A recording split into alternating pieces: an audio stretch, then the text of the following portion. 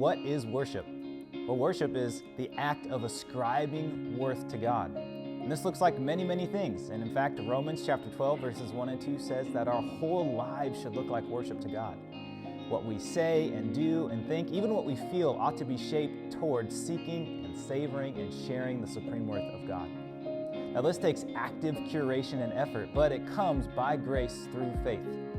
We worship God for who He is, and as believers, especially for what He has accomplished through Jesus Christ.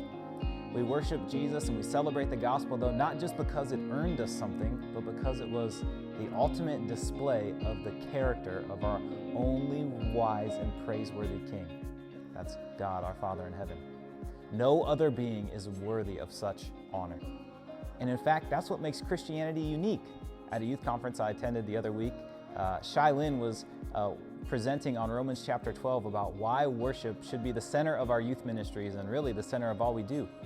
He talked about that everyone already is a worshiper. The question is, whom or what do we worship? That's where Romans 12:1 comes in. The key word in that verse is therefore. Other religions do a bunch of stuff, therefore God responds to us. But Christianity says, well, God has already worked. Therefore, we respond to Him. So what specifically does this look like?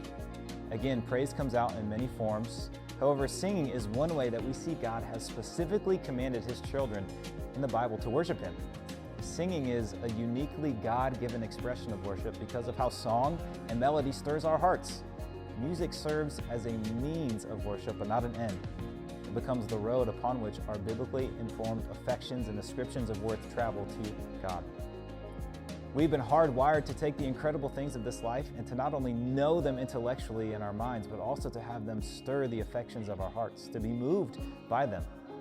So God is certainly no exception to stirring our affections. In fact, as the inventor of music, He means for songs and music to be used for His glory. So what better way to capture our worship of Him than using the gift of singing that He's given to us?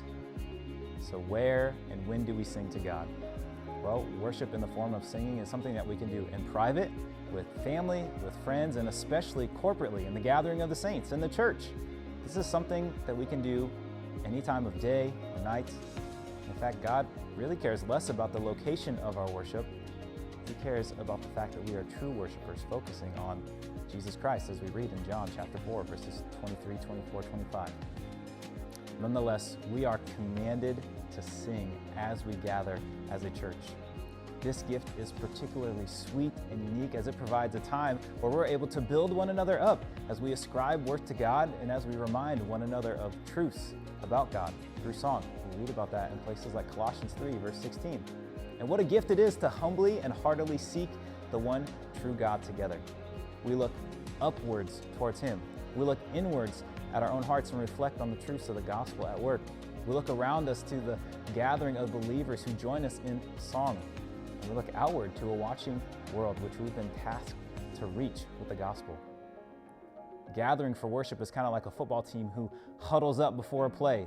We get the play and we break, reminding each other of our assignments, and we go and run it. Our various positions, we execute the game plan.